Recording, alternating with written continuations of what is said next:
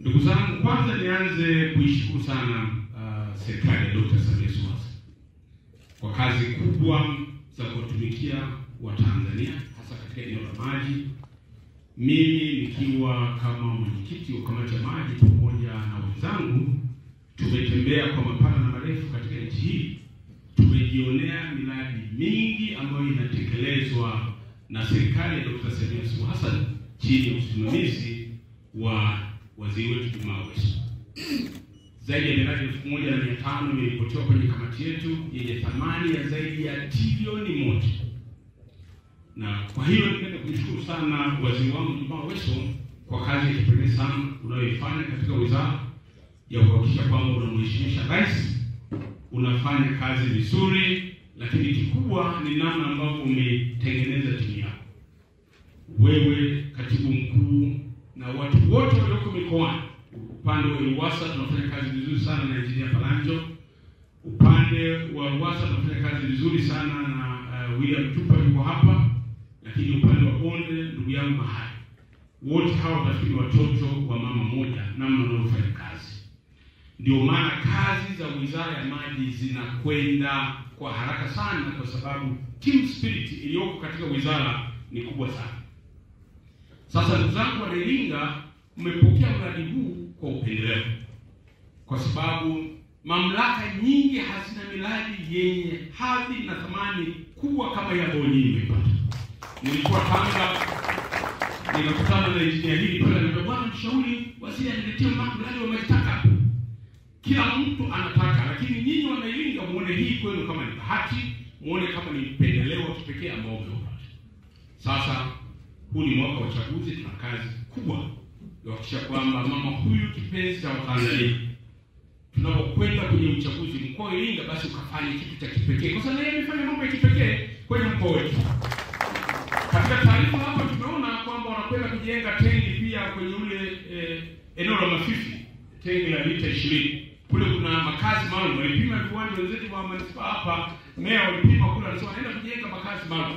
Changamoto ya kujenga kule inashindikana kwa sababu maji hakuna. Za ujenzi wa mradi zilizobaki ni kiasi cha dola za Marekani milioni 100 sawa na takriban shilingi bilioni 260 za Tanzania.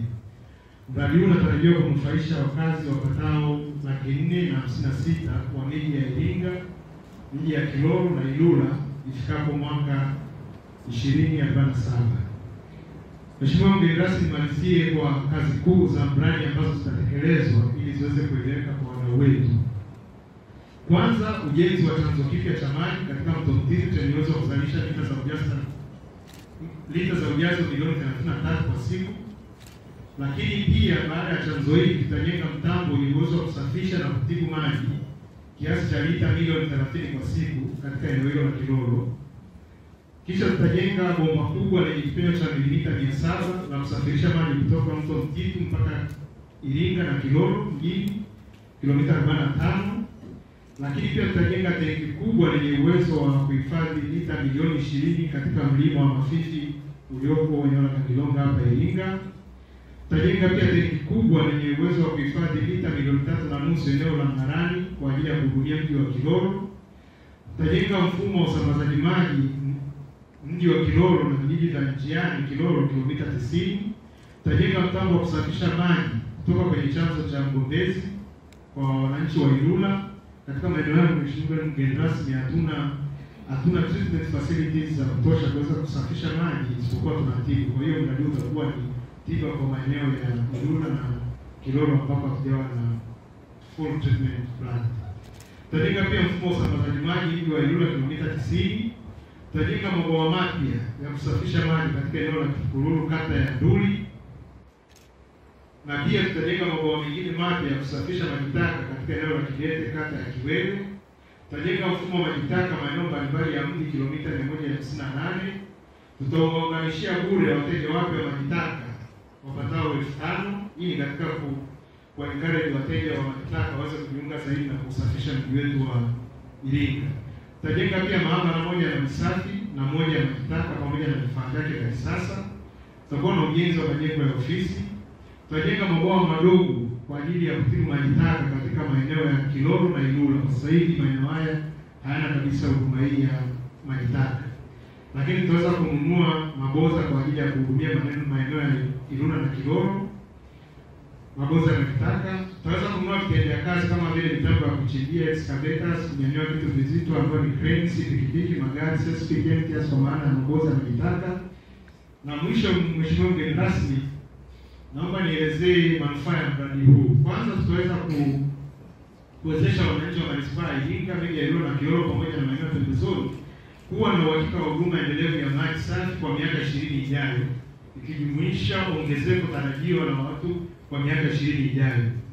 Lakini pia tutawezesha upatikanaji wa maji katika maeneo haya ya huduma ya RUWASA kufikia 100%, na tutakuwa tunatoa huduma masaa 24 kwa siku 7.